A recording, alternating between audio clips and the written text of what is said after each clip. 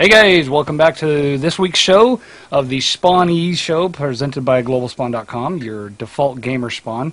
This week's guests, we have GlorysGotGame, or Greg Welten. Say hello. Hi. We have Mr. Dave.com from the UK joining us tonight. Say hi, Dave. Hey guys. And we have Nick, Star Wars Bob, also joining us tonight, and his illustrious, lovely picture he sent us. What's up? So we're going to talk about some pretty interesting topics this week, but we're going to start off with introductions as always. Usually Sean was with us last week, the president and founder and CEO of GlobalSpawn.com. But as last week, we have Greg this week. So Greg, why don't you give us a quick introduction? Well, as you guys heard, my name is Greg Welten. I am Canadian, part of the GlobalSpawn video production team, participating in these live streams and shows. Play Xbox, PlayStation, all kinds of games. Yeah, pretty basic and easygoing. Feel free to hit me up if you guys need anything. I'm here for everyone. Great, thanks. And Dave, Mr. Dave.com, why don't you give us a quick introduction? Well, I'm Mr. Dave.com. I live in the UK and play games and stuff, so that's basically it. Nothing wrong with that. It's not like you don't do anything else. Yeah, I know. It's pretty much my life. So. Good deal. I'm glad to have you here, and we're going to have some fun tonight. And Nick, why don't you give us a quick introduction? What's up, guys? It's Nick here. I got a big hat. I'm addicted to Pawn, and it's great to be on Global Spawn. Great, thanks. Thanks for joining us. And I appreciate you coming last minute. Actually, not last minute. We've been talking about you coming in and talking about one of the topics we will be talking about, as I'll introduce those here shortly. But let's kick it off with a little trivia question, guys. Now, none of you know this. I haven't set this up. I picked this question randomly, and that is, can any of you, without Googling, tell me what the I in iMac, iPod, and iPhone stands for? Ooh. Go on. Nope. Take a guess.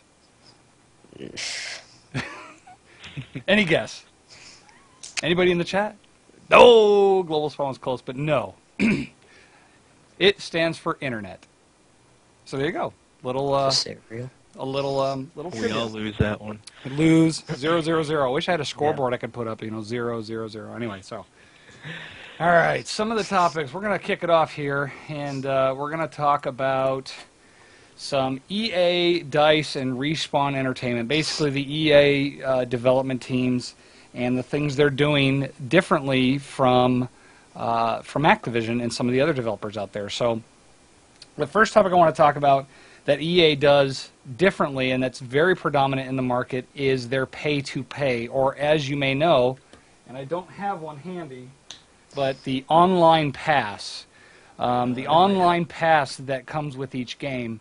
And that is, if let's say you want to be able to play online, play multiplayer of any of EA's games, you have to activate your online pass, which isn't a big deal if you buy the game new, but if you buy the game used, that becomes an issue. So let's kind of roundtable it and give us your topics. What do you think about this, Greg?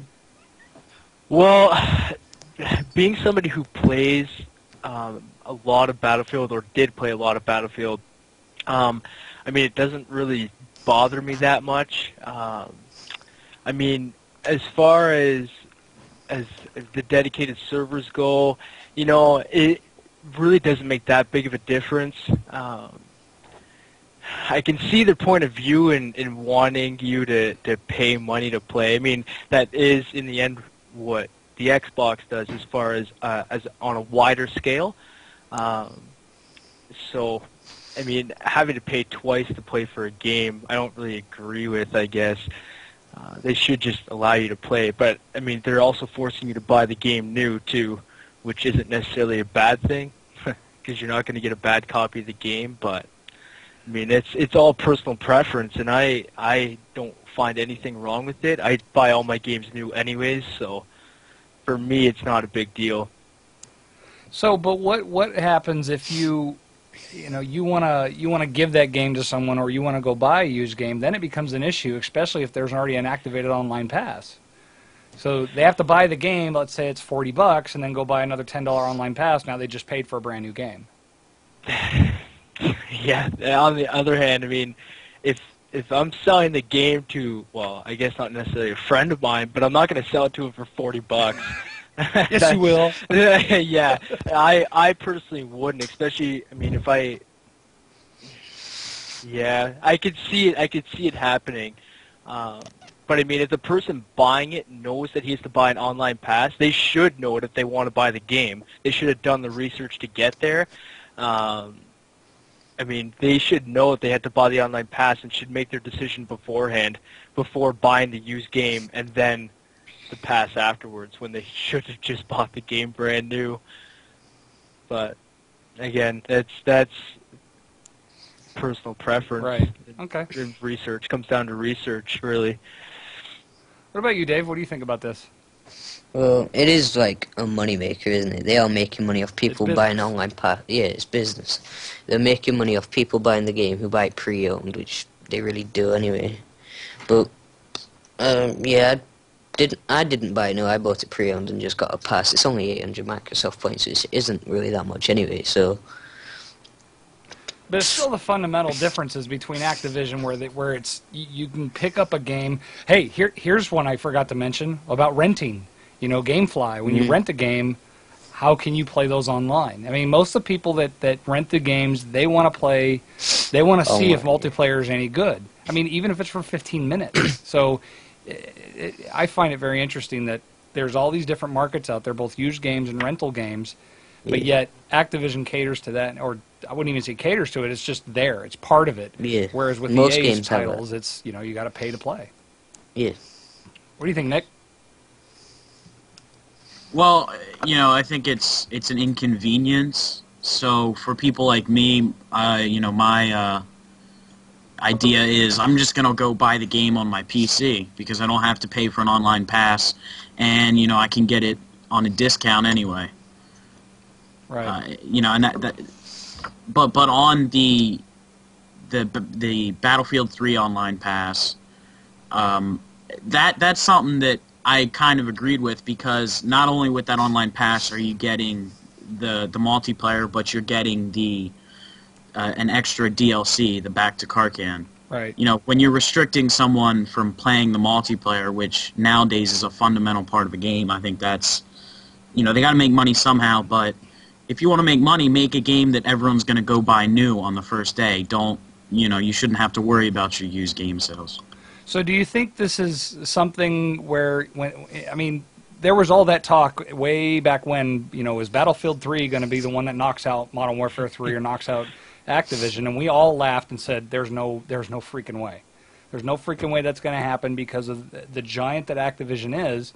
EA's big, but just not as big. I mean, I haven't seen a COD XP type event come from EA yet. And it's just, I don't know. Two different companies, two different titles, two different types of genres. I mean, they're first-person shooters, but it's a completely different experience between the two. And again, when you have that online pay, another topic I thought about it was, does it prevent, or not prevent, does it limit your type of players that are playing it? Now, I noticed when I was playing Battlefield Bad Company 2 online, I was mainly dealing with older crowds. Whereas in Call of Duty, we know who we're dealing with, right? So I also see that in Battlefield 3, the crowd started getting a bit younger, but it phased out. I go on there now, and it's that same older crowd. It's the older, more strategic type playing crowds. It's almost because the game slows down a bit. In Battlefield 3 compared to any Call of Duty, for that matter, is speed of game. Like, if anybody who's played Battlefield 3 can't argue the fact that it plays so much slower than Call of Duty, and a lot of people didn't like it, and they don't like the Battlefield series because of it, because it plays that slow, and it's hard to get used to. And they go right back to Call of Duty, which is exactly what you're what you're seeing now. If you go on the Battlefield, it's people who have played the series for a while and enjoy the slower-paced game. It's the way it is. Yeah. That makes it very interesting. I mean, especially with Respawn going over to EA, we're all wondering what they're going to bring out, and do they have any say to this, right? We don't know that. We will never know that, but it'll be real curious to see what happens when they bring out their shooter, if that's what they're playing, if that's what they're bringing out. So, okay, well, we're doing something new this week. We're gonna take a break between each topic to give you guys in the chat a few minutes to ask any questions of us, and then when we come back, we'll address all the questions that you guys may have. Now, this week we're not gonna have any sound, but we'll have a video playing that we'll show. We'll be right back and ask your questions. So definitely do that, and we'll be right back. All right, guys, we're back, and we definitely have some questions from the chat, and we'll hit them off. First question we got was, do we think Mass Effect went too far? Let's start with Nick. Nick, what do you think? Yeah, if you're gonna sell day one DLC, that's ridiculous. I know they're also selling a strategy guide that has extra in-game content, which I guess, I don't know, I guess it has multiplayer, co-op, something like that. But as long as that extra bonus stuff isn't giving a gameplay advantage, I'm okay with it.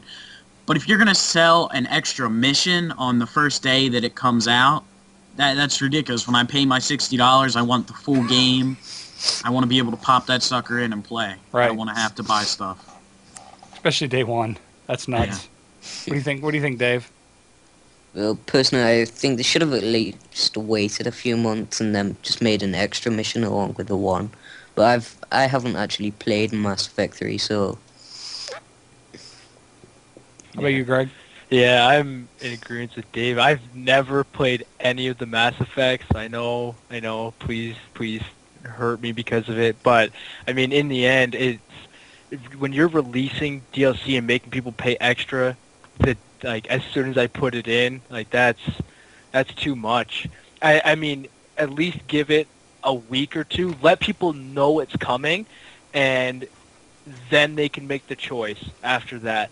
But not first day. Not first day. You can't do that, especially after they just paid $60 to $70 for a brand new game, and then have to go home and pay more. Okay. Well, here's another question. It's, what is our opinion on the rise in DLC costs? And this actually will go into the next question after that one. But I can give my opinion on that real quick. My opinion on the rise in DLC costs is it's a rise. It's business. But what happens is people... I'm guilty of it. There's a map. I see pictures of it, and I instantly say, I want to play that map. I got to play that map. So I'm going to go buy it. So it's smart business, but for people that don't have deep pockets and, where it's tough, getting these maps on a consistent basis, yeah, that's tough. It's crazy. What do you think, Greg? You know what? It's that, like you said, it's business. That's just how business works. I mean, any food place, any business at all for that matter, the cost is going to go up eventually. They want to make more money, and that's just the way the world works. You can't change that. I mean, as long as it's not jumping a ridiculous amount, I mean, it's not, to me, it's not a big issue.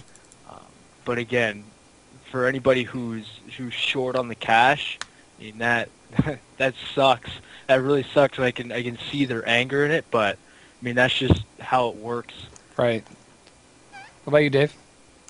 I completely agree with both of you. It's business. They have to make more money. The rise in taxes and stuff, so they pretty much have to increase it if they really want to. Yep. Nick? Yep, same thing. If people are going to pay for it, they're going to keep doing it. It's like the people that pay $100 for another 16 gigabytes of data in an iPod. They're getting ripped off, but as long as they pay for it, they're going to sell it. Yeah. I guess you could say the debate is no different than the gas industry, right? If we all boycott for one day and the industry's looking at them going, go ahead, boycott for one day, it's not going to hurt them. It takes a lot more than just that and a lot more time. Those are good points. Good points, guys. So the next question we have, and we'll go on to the next topic, is do we like the new Elite DLC where they release something new every month? Elite is near and dear to my heart for a few reasons, and I won't delve too deep into this, a rabbit trail off of it, but real quick, kind of Reader's Digest. it's great in theory, but they forgot one thing, that there's a contract with Microsoft and Activision that everything gets released to Xbox first. Now, for us Xbox owners, that's great, but for the PS3 and the PC and the Wii owners, that sounded funny. Wii owners. The Wii possessors, they absolutely get screwed. I mean, they get screwed because the schedule is extremely confusing. You know, Elite Premium get their stuff first, then Xbox people get their stuff first, then Sony gets their Elite Premium. I mean, it's messed up. But I'll start with you, Nick. What do you think of the Elite DLC and its release dates? For Xbox users, it's good, but one thing I do notice is when you go into the Elite playlist, it's definitely a much smaller player base, and they're generally more skilled players, which makes it not as fun. But also on the PS3 side, they are really getting ripped off. I think they just got Piazza and Liberation. It was just this past Tuesday. Yep. And we've already got our next map. So, the people on PS3 who not only paid $60 for the game, but paid $50 for Elite, and, all they can do is sit and watch for a month. That's really sad for them. But I think with the next Call of Duty, Activision's not going to renew this contract, and it's probably just going to be any Elite member on any console gets it at the same time, which will be better for everyone. That's good. Good point. What do you think, Dave? Well, yeah, I completely agree. For PC, PS3, Nintendo Wii players, they get screwed over. They're basically getting shafted because they're not getting it at the same time as Xbox, but it is a deal, and yeah, I just enjoy it because I'm an Xbox player, so. What's your take, Greg? I agree with both of them. I mean, as far as I go, having a PlayStation and an Xbox, and I played the PlayStation a long time before I got my Xbox, I kind of know where that comes in, especially when it came to Modern Warfare 2, because I didn't play that on the Xbox, so I know when those maps came out, I had to sit there and watch videos on YouTube and learn literally I had to watch, and just so when the maps came out, I knew what I was doing, and just from watching the videos. Now, in that regard, EA and DICE made a huge effort as far as Battlefield went to release their stuff to the PS3 strictly first, which, I mean, in the end, I kind of laughed when it came to that, just because of the PC and having Battlefield being a PC game, they got screwed over too. So, I mean, everybody's getting screwed over in some way on some game, but again, that's the way business works. Now, like Nick mentioned, the next time they release something, with them having it open to all the systems, it'll all come out at the same time, that's only going to let people, that's only going to make people want to buy it more because they know they're going to get it at the same time. Right. And you're going to have more people involved with that. So, I mean, that is something that they definitely need to do because it's only going to make them more money, right? Right. So, and like we discussed, it's all about the money. Well, and you know what? It comes to value. And I mean, the closing thoughts on these questions and comments, and especially around Elite, it is a great value if you buy it because you get all that DLC released to you for free, but obviously only if you're on the Xbox. So sorry guys, sorry on the PS3 and PC and Wii. I feel for you, but hopefully things get ironed out for the next round and next game coming out. So thanks guys. Let's move on to the next discussion. Console Wars. Here we go, boys. Console Wars, kind of a segue from that last one with the Xbox, PS3, PC, and the Wii. And that is, what do we think about? I mean, let's keep kicking it off. Let's talk about the contract or the agreement that Activision has with Microsoft with the Xbox.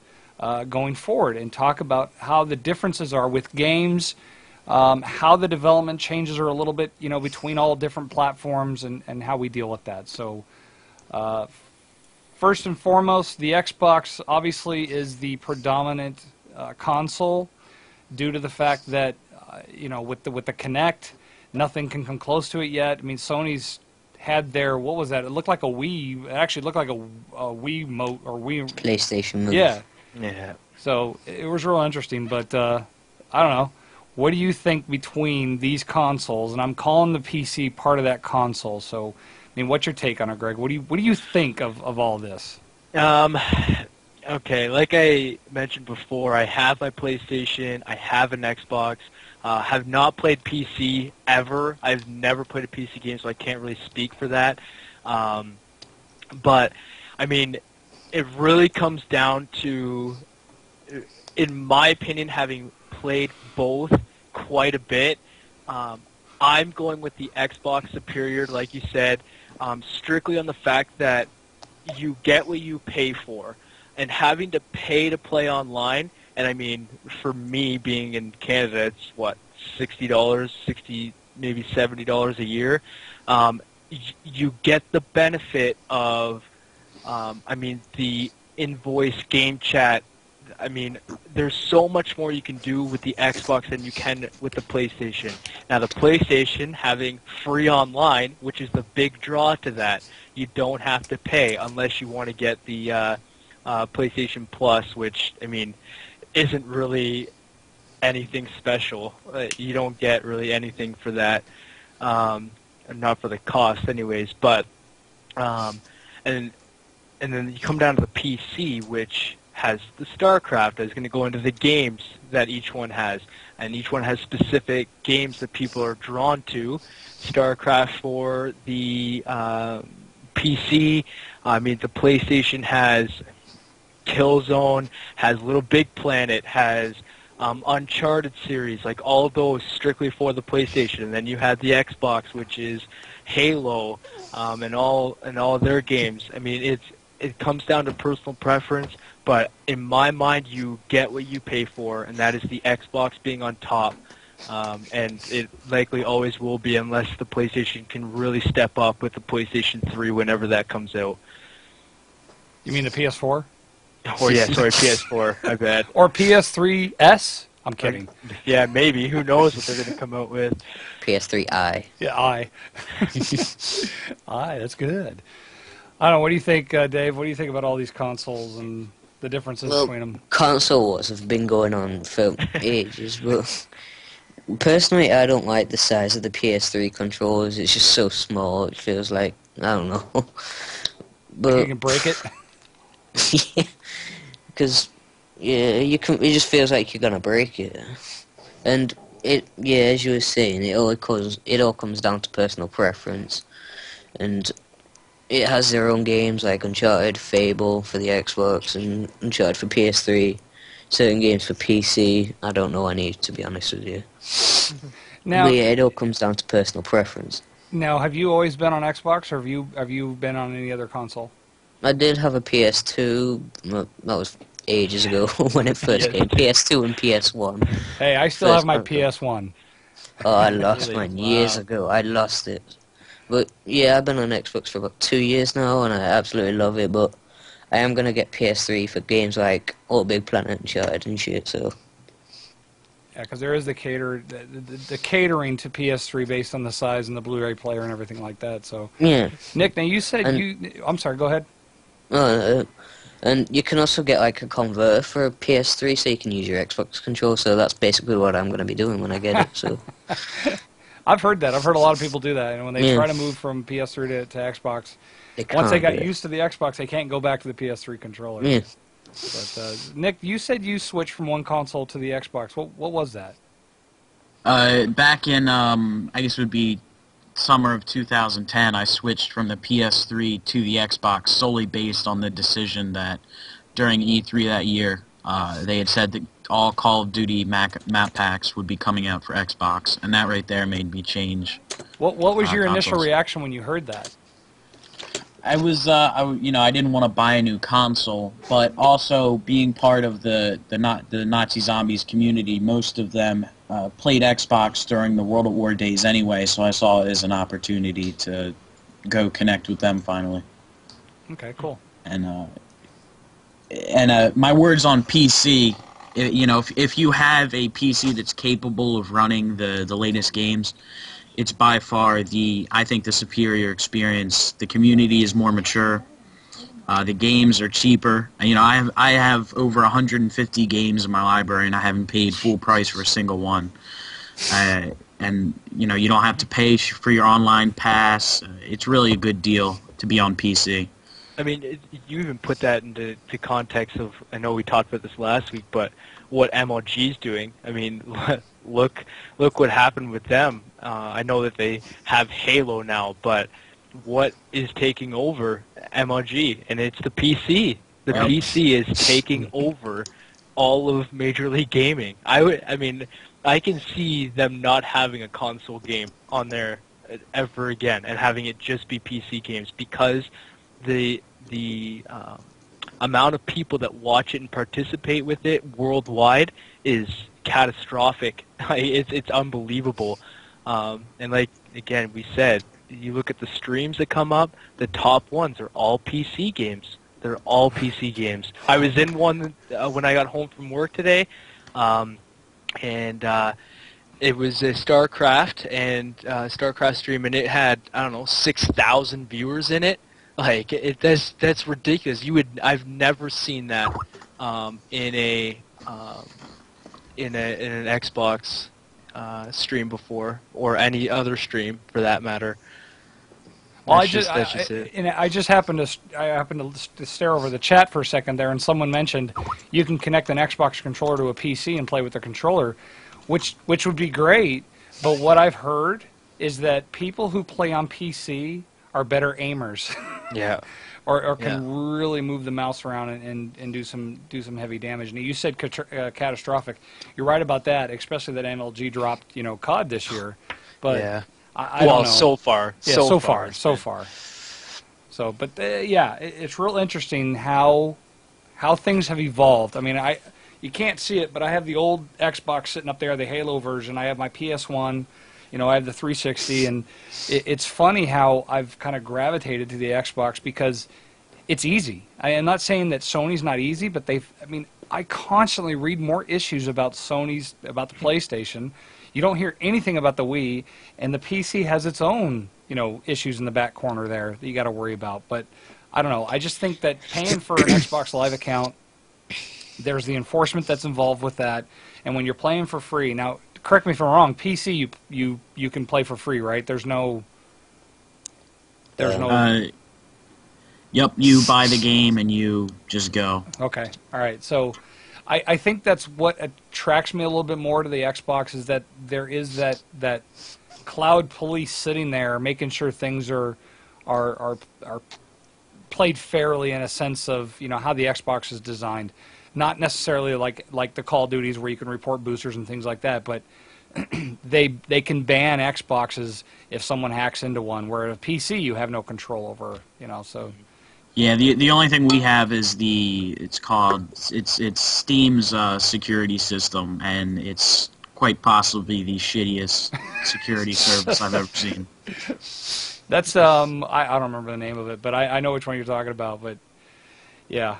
Well, and that is the reason. That's the reason Elite did not do anything subscription-based or Elite-based for the PC, which is unfortunate. And boy, oh boy, what you said, Nick, about the PC community being very mature, you're right. Because when that was announced, holy cow, did I see a shitstorm come across Twitter and everywhere else that just blew up about that. It just got... yeah, you can see where the I don't want to call it favoritism, but I'll call it favoritism. The favoritism's in the Xbox arena, and it's probably going to be for a long, long time. Yeah. Yep, definitely. Well, cool. All right, well, we'll take another break here, and we'll have to see if Sean can grab some questions, and we'll be right back. All right, thanks, guys. All right, guys, we're back, and we have some questions. The first question is, what are our favorite games? This one's an easy one for me. Even though I have a Battlefield book sitting back there, a Medal of Honor cup, and a Battlefield, I'm a Call of Duty guy. I truly, truly enjoy Call of Duty. In fact, I started playing Medal of Honor on PS1, but that's all I play is Call of Duty, and I'll play the demos here and there, like SSX and some of the others. But Call of Duty certainly is my favorite game right now. What about yours, Greg? Probably my favorite game and the game I put in most time ever into was the original Killzone, my first online game for the PlayStation 2. I don't know, I probably put close to 3,500 hours into that game. I mean, I play a lot of Call of Duty. Now it's a lot of Call of Duty. I do enjoy Battlefield. Fine, it gets boring. But, I mean, any first-person shooter works for me, really. Even third-person from now and every once in a while. I guess Gears of War works. But back then, it was definitely the original Killzone. Okay. How about you, Dave? Well, at the moment, I've been finding COD quite, well, it's lost its spark in my opinion. So I've got mixed opinions between Battlefield 3 and Call of Duty. And yeah, at the moment, it is kind of Battlefield 3. Unless you're gaming with us on COD, right? Yeah. Damn right. And then it's a Rager mode. No, it got even better than that, my friend. Oh, God.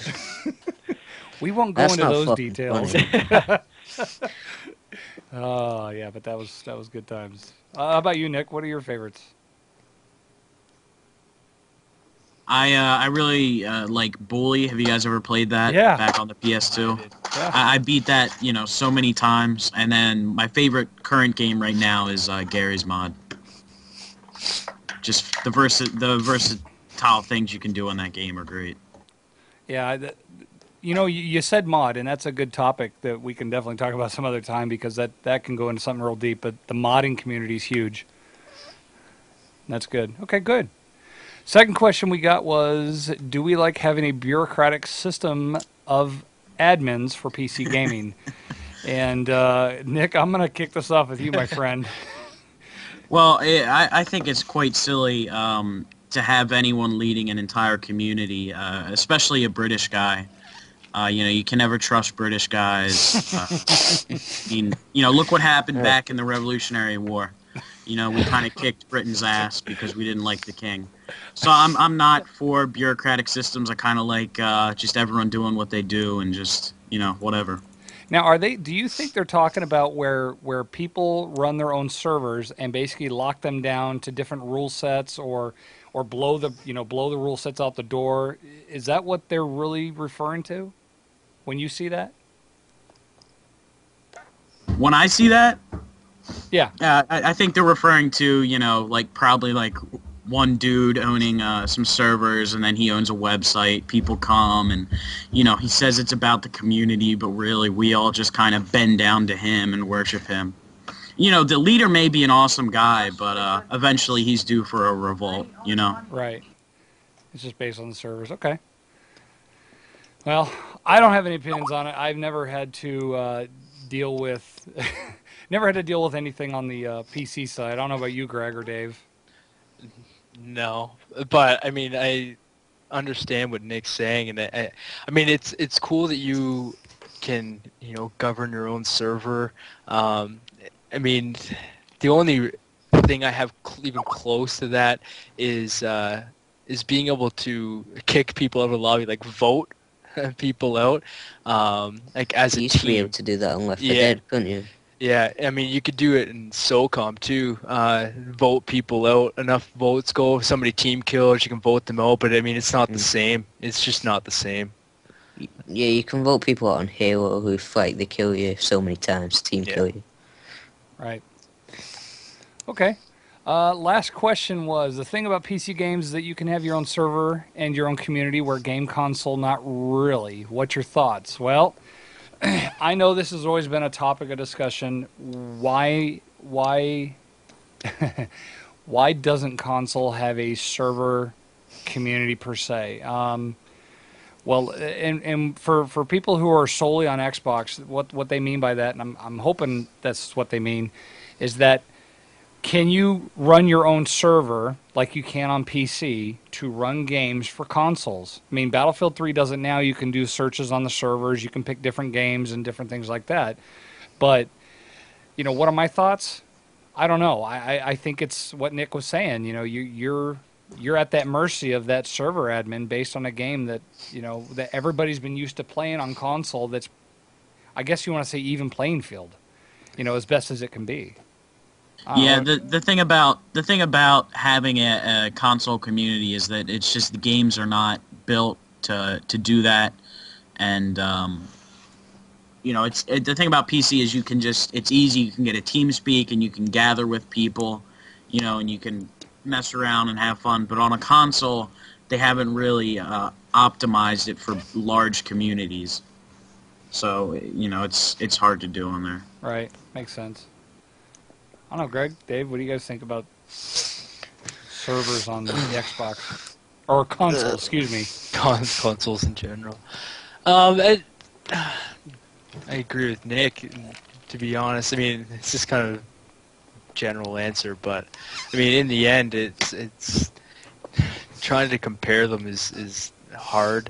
I know servers on consoles are just, I don't know, it's just what we're used to, really. I mean, that's it. Like I mean, there's no other way you can explain it. I mean, you play it enough, and again, having somebody like me who's never played a PC game, it's just, I can't even compare them. That's just what I'm used to. I wouldn't even know.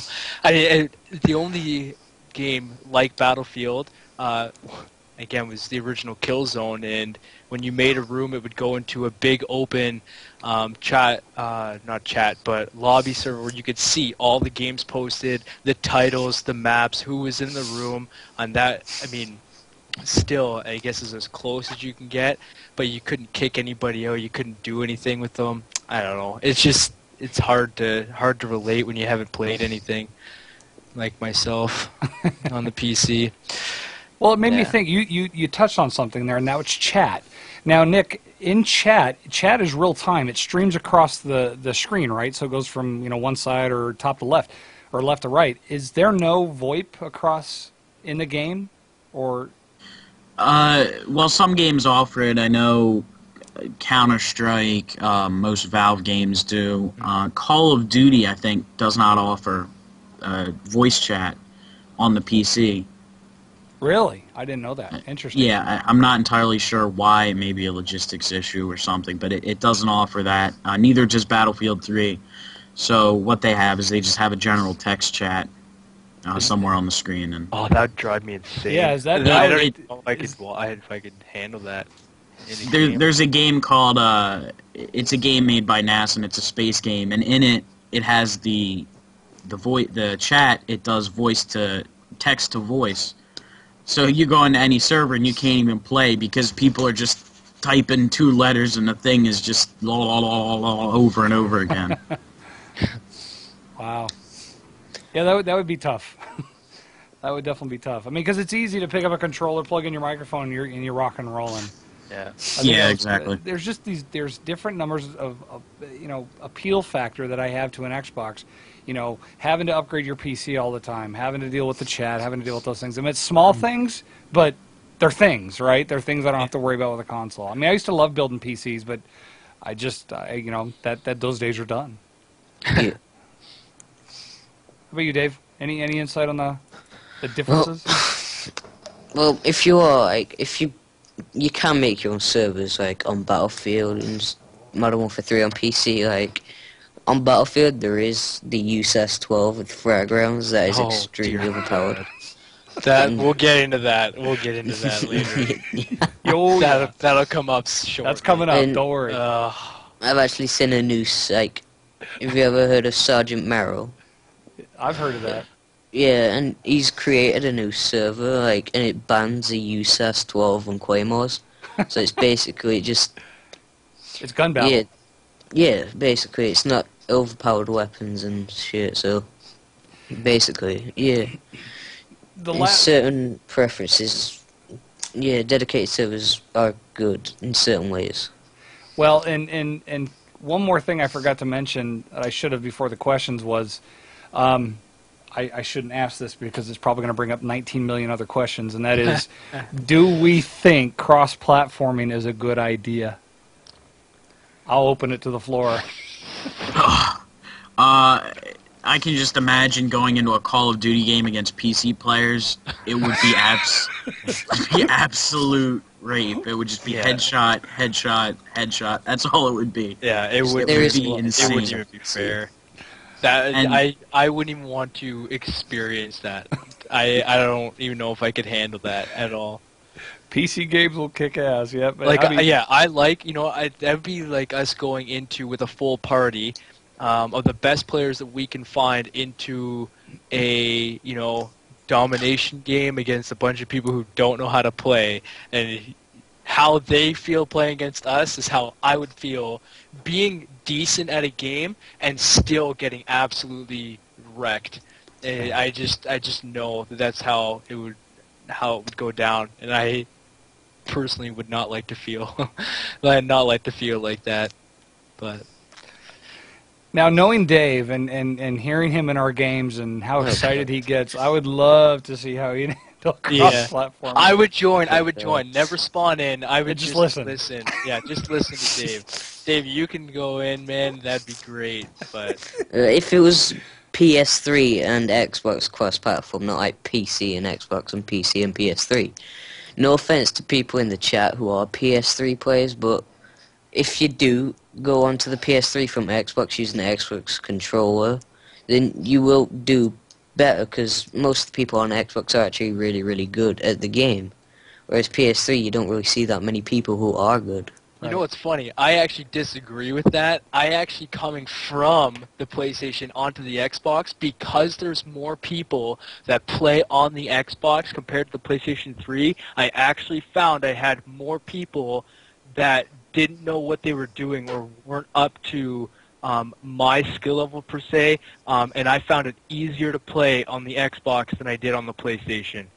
And I don't know, maybe that's just me, but it's got to be the amount of people that play on the Xbox compared to the PlayStation that really made the difference to me. I don't know, I just found it so easy on here. I mean, you do run into the occasional team who really knows how to play, but for the most part, I mean, you can kill anybody, but yeah, I mean, there's a lot of people that aren't as good, or are noobs per se, I guess. But again, that's maybe just me. All right. Well, hey, those were good topics, and I'm sure those will always bring up topics, especially when we talk about PCs soon in an upcoming show. But let's move on to the next topic, and that is the Call of Duty development cycle. And what this topic is about is a question that I see asked on a consistent basis, and that is, do we think 2 years is long enough for the select developers to be creating the Call of Duty games that are released every single year? And as we know, it's been Infinity Ward and Treyarch, Infinity Ward and Treyarch, and it's just, as it volleys back and forth across the court, is, will there be an opening for a third developer? Do we think that this development cycle will increase, giving an additional developer, time to make a game, to where there's now 3 years between when each developer releases a game, which means increasing the quality, maybe adding more features, etc., etc. And as we saw with the revival, if you want to call it that, with Infinity Ward, Sledgehammer was brought into the mix to help out with the game. Now, does that mean this is a sign of things to come, or did they just help out on the game or help bring things back up? So, what are your guys' take on this? Well, I think that it was Sledgehammer was originally working on an action adventure game, right? Right. And then they dropped it and got put in with Infinity Ward. So what it seems like to me is what they've got going right now is they've got Sledgehammer and IW working on the Modern Warfare series, and they've got Treyarch and Raven working on the Black Ops series. And I think 2 years is enough for them to get the job done, but regardless where they're at right now with their engine, is they're squeezing the limits out of that thing. They're not going to be able to get much juice out of that at all. So they have to find, I think what Activision should do is bring another company in to maybe they could be doing it right now, figuring out how can we take Call of Duty to the next level. We need to get rid of this engine from 2003 and bring in something new. Now, do you think we saw some of that with Black Ops? Because Black Ops certainly came out with a ton of features. Yeah, the theater mode at times was bad because it made people feel like the hit detection was bad. And what it seems like Infinity Ward did was they changed the theater mode stuff. But Black Ops implemented a lot of changes into the way that their game works, with the whole hotfix thing and the reporting and the banning. That kind of stuff was great. And I think Treyarch is definitely committed to evolving Call of Duty. I agree with you. I think Treyarch is... And nothing against other developers, but I think Treyarch gets it. I think they get it to the point that they listen to us. They're listening to their fans, their customers, to say, community. Okay, guys, the community, guys, what can we do to make this game better? Now, granted, we're not going to do everything, but we do want to make it to where you guys are involved. You're technically collaborating with us. I mean, look at quickscoping. Look at competitive. The competitive playlist. Definitely. If I want to go competitive, I'll go play Black Ops because I have that competitive playlist and I know it's there. I think every multiplayer lead of every game should be just like David Vonderhaar.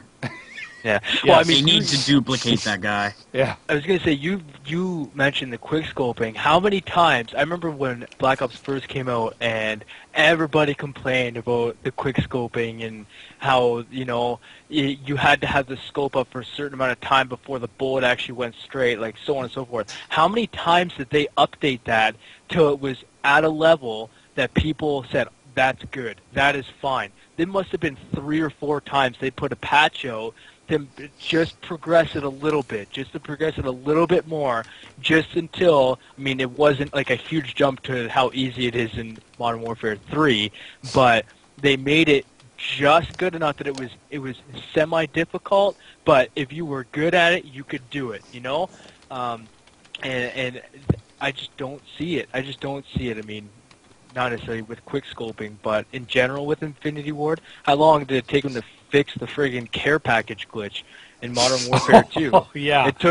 How long did it take them? It took them forever. It took them so long. Like, that is something that you should address right away. When it's affecting people's experience playing the game, you need to fix it as quickly as possible. Because if not, people are going to get pissed off, and they're going to put a different game in their disc tray, and they're just going to play something else, and that's what happened to a lot of people.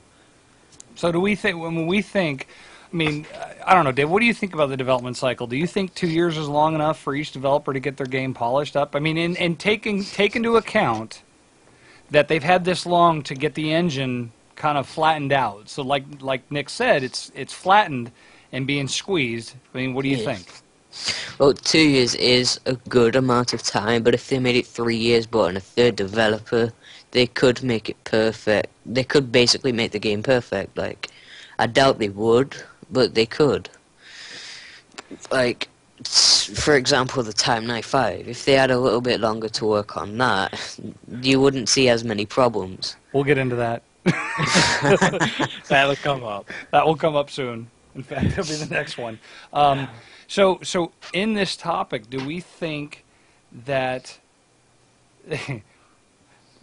I hate to bring this back up, but it's kind of in the development piece of this, is that EA has a beta where Activision or Call of Duty, let's just compare. Let's say DICE, EA, Activision, Call of Duty, or you understand, Call of Duty. Call of Duty does not have a beta. DICE does. Why do you think that is, and do you think it's a good idea? Do you think they should bring a beta, an alpha beta, an open beta or a public beta, even a private beta, out to the community for Call of Duty? Well, I'm just gonna say, I think that the whole EA, DICE, Battlefield betas, those are all just simply, even the Mass Effect stuff. Nowadays, beta does not really mean testing. I think even when they put out the Battlefield 3 beta, the bugs that were in it had already been fixed by the time they put it out.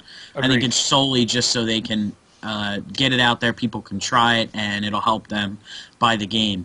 With Call of Duty, you know, their internal testing is probably adequate enough, and they know that when it sells millions of copies on the first day, the bugs are going to come out anyway. People are going to find them. You know, if there was a beta for Call of Duty, it would probably take down Xbox Live, it would take down PSN, and it wouldn't accomplish anything. It would just kind of be a waste of money because they're still going to sell their copies. Yeah. But DICE, you know, they need that boost from a beta to sell their games. Well, COD XP is basically a beta because it's kind of a beta because it's not finished. They're still working on it, but you still get to play it before the release date. So, but you just don't have to download it. You just have to pay quite a bit for it. Well, you two are touching on the exact thing I was thinking, and that is, it's advertising and marketing. A beta is all that because it surely didn't help them on release. I couldn't play Battlefield 3 for God knows how long because the servers were down. Yep. But you said it, Nick, that they brought out a beta to sell the game. Activision said, we'll do one better and bring out an event. Where they can make money for it. Yeah. Yeah, dead on. I mean, from people from the UK who went to it, they had to pay for the flight, the ticket, the hotel, everything. And they went. Yeah, exactly. In my opinion, that's a complete waste of money. Just and wait the good thing too is to come out. Activision didn't even make a penny off of that event. They raised money for the Call of Duty endowment, and they also got free marketing for their game. So it was a win-win. Okay. Well, good topics on this one. Before we get into the most controversial topic of the evening, we're going to take a break and ask the community or the chat guys to see if we can get some questions on the development thing we've just been talking about. I know it was a short topic, but we really want to get into the hottest one of the evening that I guarantee that chat window is going to explode. We're probably going to increase the viewer count to probably 500. Who knows? But we're going to take a quick break, and we'll be right back. All right, guys, we're back, and we have a couple questions from the chat. The first question we got was, do we think that they should stop making a new game every year and try to work together to make great games every 2 years? And what the question is should there be a gap? In other words, should we let Call of Duty play its cycle for 2 years before another game comes out? I think that's how I worded that. My quick answer is the way the model is right now, it would be tough. But if they modeled it appropriately, I could see that happening because I still play Black Ops, I still play Modern Warfare 2, I still play those games. I don't have to be pulled away and start making videos and doing the games. Not just forget the videos part, but just playing a new game when I still want to play the old game. And I say the old game, the previous year's game. What do you guys think? I'll go first with this one because I was just thinking about this. If they were to release a Call of Duty every 2 years, like you said, I mean, people are still going to play the Call of Duty, even though, it's slightly getting boring. There's still going to be people that play it, but there's also going to be people who are going to switch to a different game in their break time because they're bored. And having Call of Duty released every year from a different developer keeps people interested, more people interested in the Call of Duty series, whereas if they had the break, somebody might turn to another game because they like it, having played it in that time period. Maybe that's just me, but having them release it every year, it gives you a Call of Duty to look forward to. You know what I mean? It gives you the variety all the time. And that works for a lot of people. But okay, what about you, Nick? What do you think? I think they could pull it off if they want to. You just space your DLC out, and you could do it, but they're probably not gonna want to. Every year it sets new record for biggest entertainment launch, and it's year after year. I mean, I could see that going on for another 3 years probably, because the casual people are still going to keep buying it, right? Regardless of what the hardcore players think.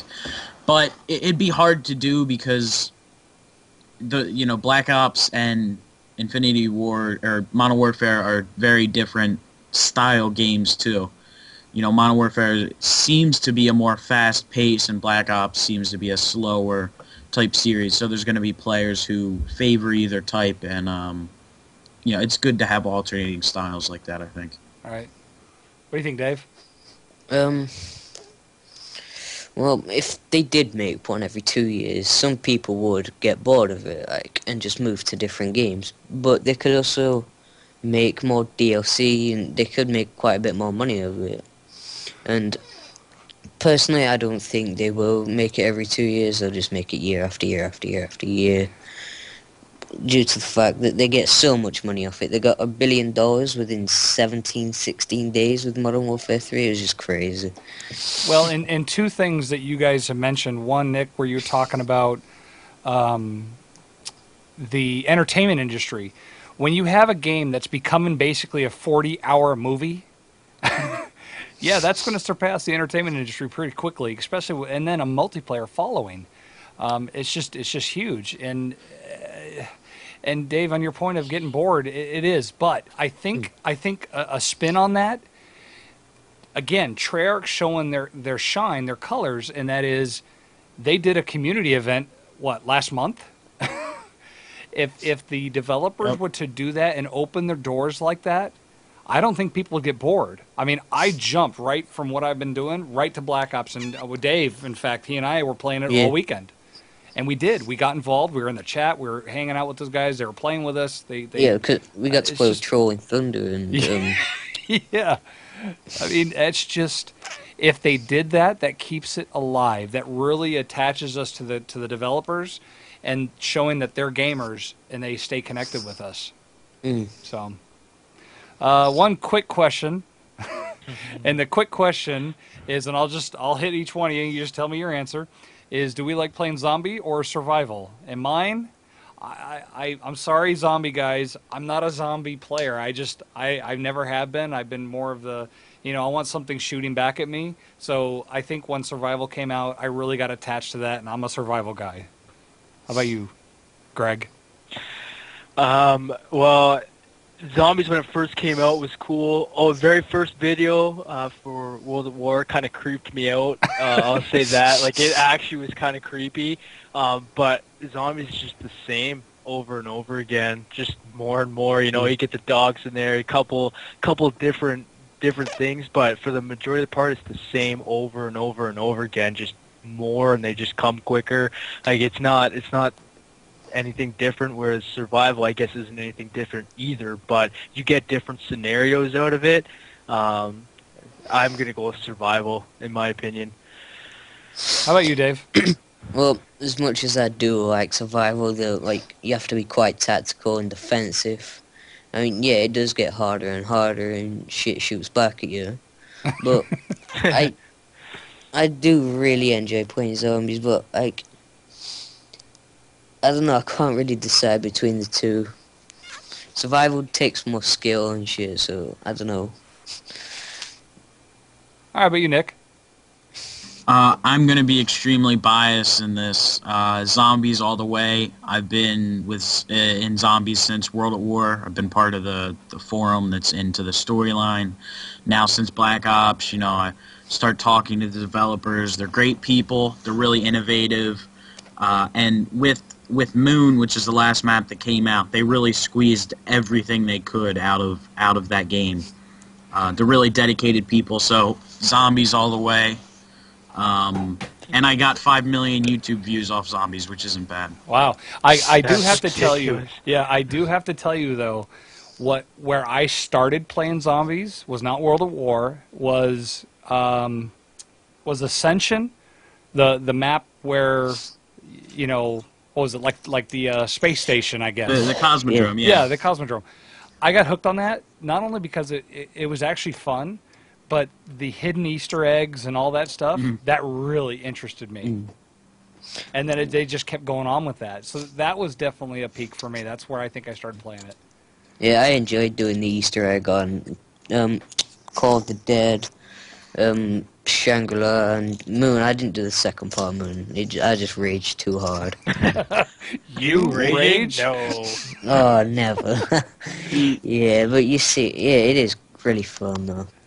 That's Yeah, good. the hidden stuff that they put in there is amazing. I mean, there's this whole backstory to that they've connected between all 11 maps, I think it is. And then they have these side quests that you do in each map, and it's just amazing. It's amazing what they do with it. And survival for me is just, it's kind of repetitive. I've played it like 8 times, and yeah. And I think you're right. I think the way the developers have structured these games is based to a niche, right? If you like that tactics, you go with survival. If you like the story, you like the different things that zombies brings, you like that. I mean, again, I can see the interest on both sides, so that's good. Okay. Well, enough of those questions. Let's get into the fun stuff, eh? First, would you rather have this, or would you rather have this? And that topic is overpowered weapons. How can we put this? All right, so let me put these up here. Now, I'm going to put a quick note out there that this is not just strictly to Call of Duty. This is to any first-person shooter. This is to any third-person shooter. This is to any game out there that has weapons and what we think of them or in sense of overpowered. All right, so where do I start? I'm going to go down a list, and we're going to start with a very famous one right now, the one I'm aware of. And Greg, you know Gears, and Nick, you may have another game. If you guys have ones that you want to talk about, let's talk about them. But the one I want to talk about first is the Type 95. And the Type 95 is near and dear to my heart in the sense that I cannot stand it so much. I will not pick it up.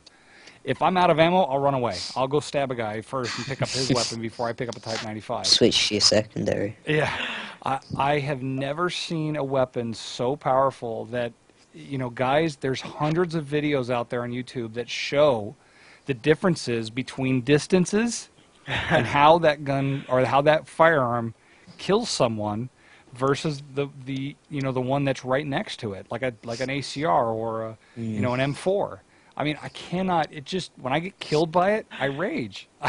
I just I go insane. And when there's a team that I'm playing against and they're all using it, that's when I'll leave. That's when I'll jump out of that lobby. I'm like, okay, I'm done, because it's not I round the corner and I'm dropped. Around the corner, I'm dropped. I mean, there's no chance. There is absolutely no chance to survive from that weapon.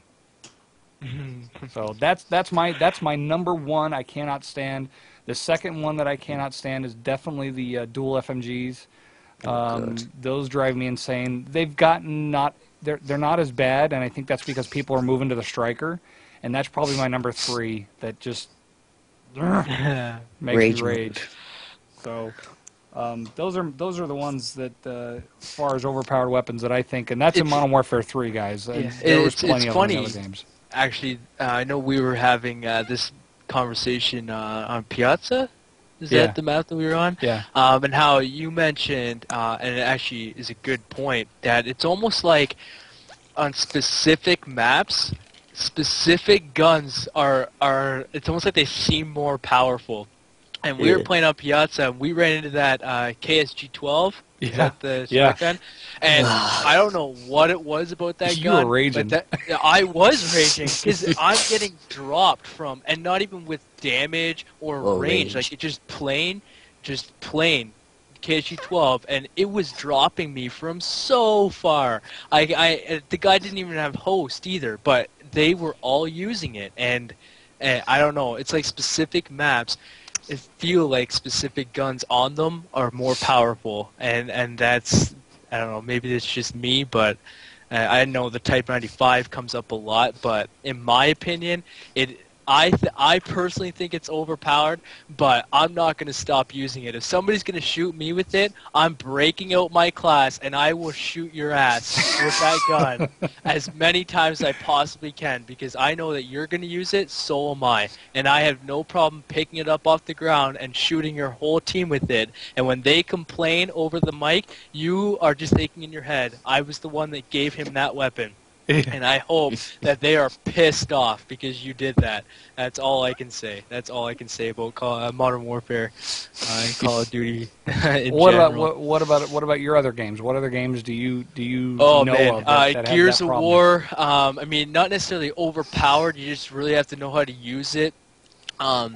Retrolancer, Sawed Off. I mean, in the end, that game is on a different level in the fact that they're not necessarily overpowered. Again, if you have the skill, and Raptor, I mentioned this to you, but on any game, if you have the skill to not have to use it, why are you using it? You know what I mean? Right. Like if I can outgun a Type 95 with my MP7, then I'm gonna use the MP7 just because I don't want to have to use the Type.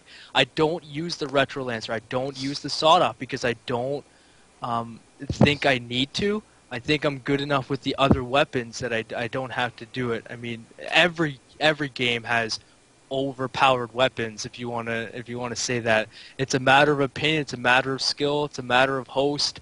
There's a whole bunch of variables into it that it really make the difference. What's your list, Dave? Oh, And what God, game? where's It doesn't the have to be. start? It doesn't have to be Call of Duty, but list your weapons and games that really stick out in your mind that have Well, overpowered weapons. Modern Warfare 3, Type 95 definitely, Striker definitely, Kimbo FMG9 definitely. Like, many people don't really complain about this, but the attack helicopter on Modern Warfare 3 is extremely powerful. It's too powerful in my mind.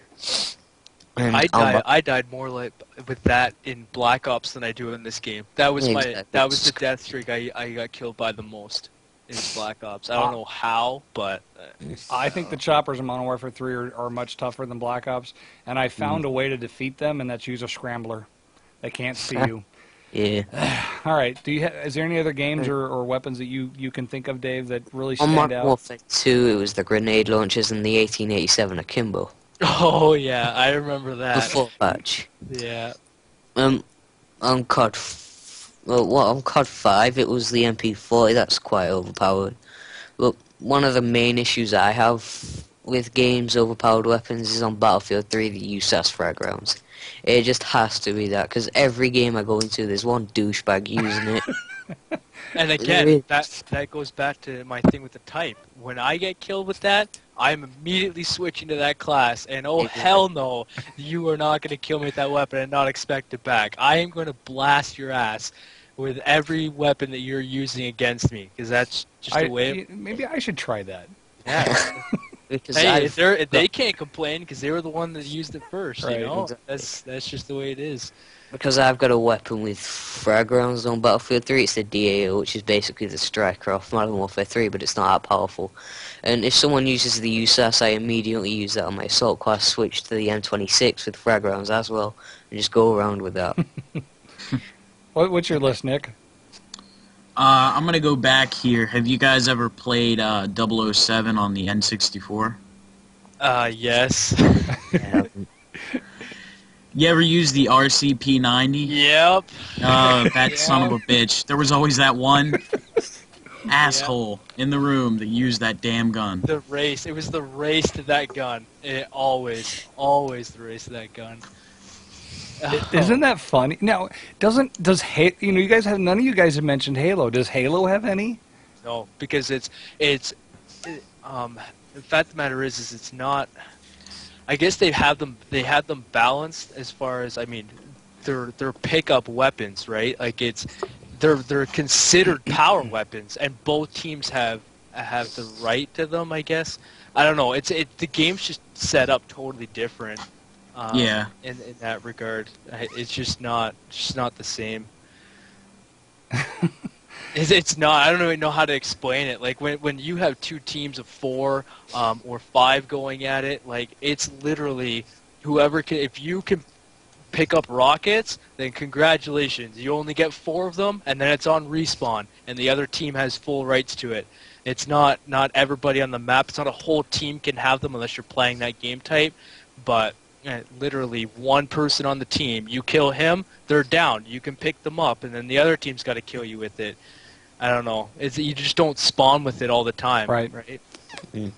Well, it's interesting to hear you guys' list, because the one portion of this topic I wanted to go into is obviously the Modern Warfare 3, and the biggest controversy of it right now is the Type 95. As we know, and I haven't seen a confirmation yet, but the Type 95 was banned from MLG or from game battles, and that is you can't use it. So there's a statement right there that people are stating that this weapon is overpowered, right? So why, where you have a developer or a company stating, hey, look, we understand we screwed up in Modern Warfare 2. We get that. So no one-man army, no final stand as a perk, no resupplying your noob tubes, things like that, and we've toned down the weapons, which, for the most part, they did. They're pretty balanced. I mean, there's a lot of quirks and a lot of pains in the butts, but then there's this one gun that sits out in the corner, this Type 95, that just annihilates you. And they don't address it. No, you know what's funny is when you think about the Type, what gun does it relate to in Modern Warfare 2? FAMAS. The FAMAS. FAMAS, Yeah. exactly. And was that gun overpowered? Not really. I use it all the time. I don't see that many. I mean, you got the TAR. You had a whole bunch of stuff that was different. Now the UMP in Modern Warfare 2. That was a whole other issue. And I remember watching a video of a guy who addressed that gun, and no matter what the distance was or what your second perk was, it killed in, I think it was 3 shots all the time. No matter what it was 3 shots all the time. And I just was amazed. I was absolutely amazed for an SMG at the distance. Well, not only that, the distance, but you could silence the thing and it was still just as powerful. Yeah, that's what I mean. Yeah. Didn't matter what was on it. It was always the same. But I mean, it's just funny that the Type is banned. I mean, that was the gun to use when it came to competitive on Modern Warfare 2. Everybody used it, and I don't know how they. The difference is that catastrophically, like, the gap is that much. I don't know. But it's interesting because it looks like in chat someone just said the Type isn't banned anymore. So I don't know. I picked it up. I picked it up today because I got really pissed off. And again, I pulled the trigger once and the guy was dropped, and he wasn't already hurt. That's the thing, and that's again. I personally think it just comes down to host. Is what it really comes down to. Because I mean, I've shot people and it takes 2 or 3 bursts, and then I've shot them and it takes it feels like half a burst and they're down. You know what I mean? Like it totally varies on host. And when you attach rapid fire to it, it was just crazy. Now, I mean, what the hell's that about? You can attach rapid fire to an assault rifle. You can And do it to the LMGs. MK14, the Type 95. Those are the only 2, right? And the M16. The M16. Which, by the way, is probably the biggest pussy of the game. Oh god, the M16 shit. I was so disappointed because I love the M16 in Modern Warfare 2. Yeah, it was awesome. Played it in this. I was like, what a piece of crap. I mean, it's absolutely shit. Yeah, it was just completely terrible in this game. I hated it. I guess the other way to look at it is that it doesn't matter what game you play, somebody's always going to bitch about some kind of gun. That's just the way it is. If you're going to die by it, somebody's complaining. That's just the way it is. Well, that's a fact of the matter because you get gun battled. You get the drops on you, and you're like, goddamn Spaz 12 silenced. yeah, it's true. I don't know. Well, the Type 95 and the FMGs, I do think that they need to get addressed because when so many people complain about it, that's when it needs to get fixed. And, Robert Bolin, he goes on Twitter and says, we're putting out a patch for the FMG 9s tomorrow, and they still do the same damn thing. It's like they didn't change it at all. It's like Robert Bowling sits in his chair with his clown nose and his rainbow hair, and he just thinks about how he can screw with the community even more. Well, Robert it's trolling. Interesting that you say that because Robert trolling, because you're absolutely right in the terms of you're gonna say, or you're saying you're patching something, and we're taking your word for it, and it turns out if I see I equip them if I know people are calling in juggernauts. Like I play a match and these guys call them in over and over again, and I know they're gonna be my next match. I equip those bad boys because I know I can take down a juggernaut with those. I mean, come on, really? Oh god, I can remember the first time I went up against a juggernaut with FMG9s akimbo. Instantly took it out. It was just insane. And you can stick them with Semtex and kill them. It's stupid.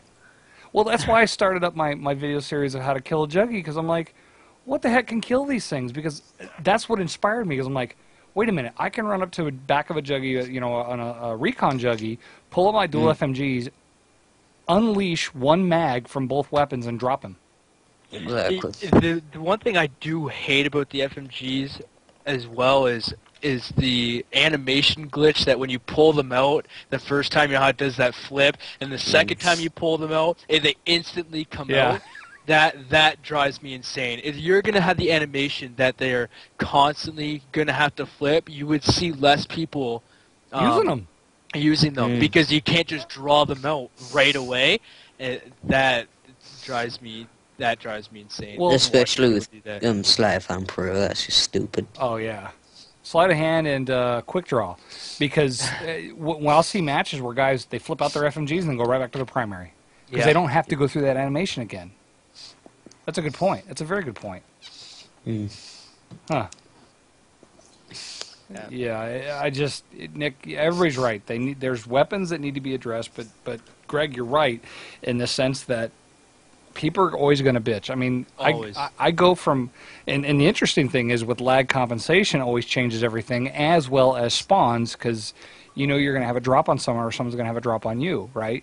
But I go back to Black Ops, when Mr. Dave and I went back to playing Black Ops for that community weekend, it took me a good hour to calm down, because I was just... That was just a rage fest. I was getting so pissed, because they could spawn trap, and if they were spawn trapping with appropriate weapons, we had no chance. Yeah, it's over. Yeah. What was the other thought that I had in regards to, you know what, I just forgot. It sucks. It was thought. Yeah, it's gone now.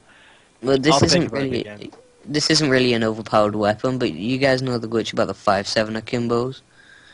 No. When if you shoot the full mags of both of them, as soon as you press X, it's reloaded, but it still does the animation, but it doesn't actually do anything. Really? Really. Is that still occurring? Yep. Interesting. That's been there since day one. I honestly have not used those at all. I use my Dirty Harrys. I use the 44 Magnums. Those are the only pistols I use. I can't use them. I love them. What was I going to say? I remember what I was going to say. When people complain about overpowered weapons, if they wanted realism as far as weapons goes, they should make a game that every bullet, if placed right, is going to kill you. One shot. Done. That's basically hardcore. That's it. Right. I mean, 50 cal sniper rifle in real life. I mean, if I'm going to shoot that at you, I don't get a hit marker. I blow your body to pieces. I don't even have to hit you. The sound wave that comes off it is going to blow you. It's going to blow body parts off. And most people don't want that, but yet they complain that they get hit markers. They complain that their nade got a hit marker. Then if you want it, you are going to die a lot. You are going to die easy. And I mean, where do you meet in the middle? You know. Well, here's the second piece to this, and it's a quick topic. Get it? Quick. And that is quick scoping. And that is, quick scoping. I hate being quick scoped because, honestly, my reason is because I couldn't do it. And because of my new friend Sean at GlobalSpawn.com, who says the best place to learn how to quick scope was Call of Duty 2. So I went and downloaded it, and we were playing it, and I started getting hooked. Yeah. And I realized, I'm like, wow, if you could get good at that, I can see why people get really, really, really pissed off about it, because it's tough to do. Yeah, and the fact of the matter is that when I learned under the understanding that it was a tool for me to use when I was in a tight spot. I'm going to hard scope otherwise, and people complain all they want, but it is another skill that is good to have, that when you're in a tight spot with that sniper rifle, you don't have to pull out the pistol. You can use the sniper rifle to your advantage.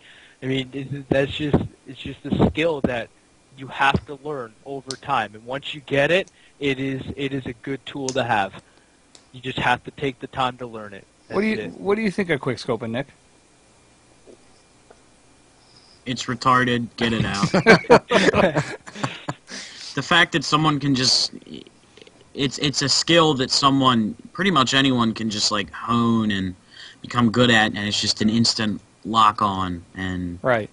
Bam. It's stupid. It's their crutch. I got to tell you, I was really, really excited when I saw JD 2020 post out, hey, straight up, play the game straight up, no quick. Yeah, exactly. It was a good idea, and the people came back on it because they can't make their montages and crap. It's not playing the game correctly. It's not realistic, and Call of Duty is not meant to be the most realistic thing, but it gives you an advantage that you shouldn't have.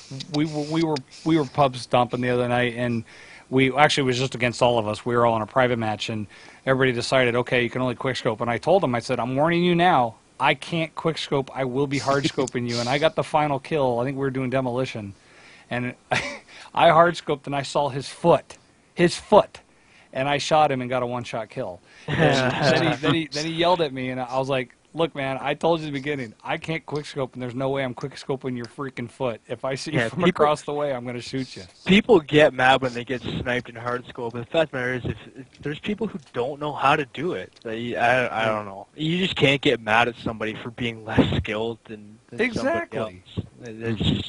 That's just absurd. Everybody started somewhere. I remember I tried learning it. It took me a long time. It took me a long time to get decent at it.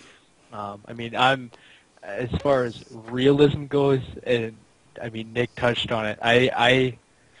His game is not based on realism. If it was realistic, again, you would not run around with a sniper rifle shooting from the hip. That's just not realistic. And there's no balance. You are gonna hide, and that's just how sniping is. You're not going to run around throwing grenades, running at the enemy over and over and over again, because you're going to die once, you're dead for the rest of the game. Well, right? and I think that's why, people who strap on ACOGs on these sniper rifles and go play on these small CQC maps drive me nuts. So that's why it just, I don't know. We'll wrap this up. But Dave, what's your real ending topics on the quickscope, and what do you think of it? It's fucking annoying. It is. Well, I hate getting quickscoped from some douchebag across the map and getting no scope from someone across the map. But if someone's hard scoping, I don't mind that at all. But if they're quickscoping, I'll just fucking leave. Yeah. Yeah. Let them have their lobbies, guys. Go, you quickscopers, have your lobbies, and because if I will never even keep trying to do it. It's fun when you're with your friends, but I'd rather pick up my submachine gun or my assault rifle and take out that quickscoper and hear him get pissed off. So, all right, well, we're gonna FMG9. Yeah, FMG9s, yeah, exactly. Actually, just one more quick thing. Actually, if they could solve all that, go back to Call of Duty 4, Juggernaut. Done. Oh, God. That's it. Juggernaut. Everybody got pissed off. You cannot snipe somebody and one-shot kill them with Juggernaut.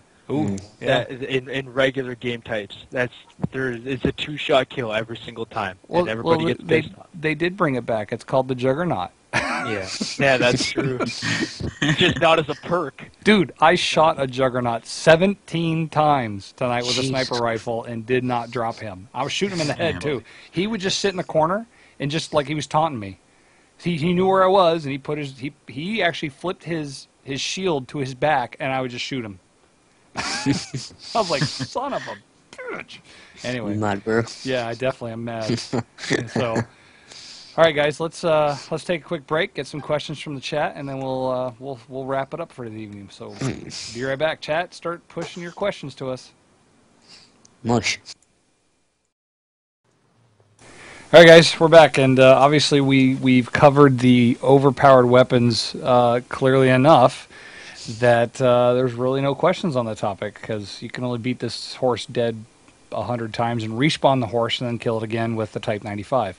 So, but one question that came up was, have we ever wanted to be a hidden master? And if you don't know what hidden masters are, it's this group of guys who take camping to a whole new level, and they basically have their whole clan, and they go find a place in a map and hide.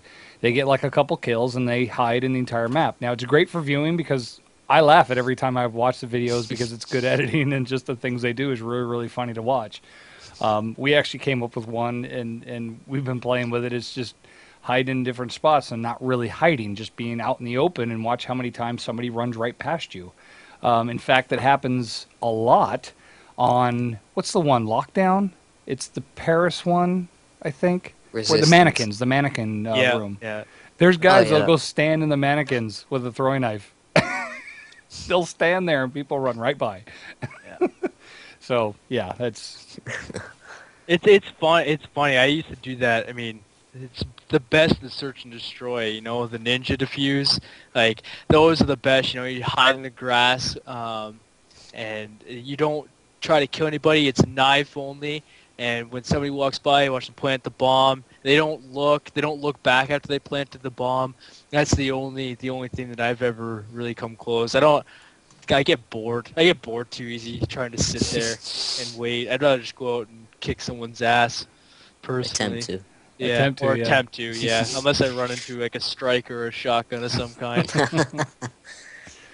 Well, okay. Well, we'll close it out. And, you know, if there's any other questions you guys have, don't forget, you can keep in the chat for a little bit while longer. We're going to be Xboxing it after this, doing some pub stomping for a little while. But don't forget, next week our show will be at 7 p.m. Eastern Time. And I believe that's 5 hours more, Dave? Are you guys Jesus 5 or 6? Anyway. just figure your time zone based on 7 What p.m. time Eastern did you time. start this time? 7 p.m. Eastern time. 8:30. We started Yeah. at 8:30. Alright, it's earlier. It's decent. Okay, Yeah, so we're going an hour and a half earlier to get some more coverage so you guys can join the show. But I definitely want to give a big thanks to MrDave.com joining us and giving your insight. I appreciate it. And Nick, you're always welcome, especially with that picture, because I just can't help but continue to look at it. Well, if I come again, I'll have to put together another one. Okay. Please do. Yeah, I'll that's be looking okay. forward to that. Because I think what we're going to do probably is we're going to definitely do a show on PC gaming, and obviously you're part of that crowd and you have a lot of contacts in that crowd. That'd be a great show to do, specifically on the PC gaming because of what's involved in that outside of the consoles. So hopefully you can join us for that one. But I do appreciate you joining. Great insight, guys. Great show. And we will all talk to you next week, but at an earlier time at 7 p.m. Eastern. Take it easy, guys.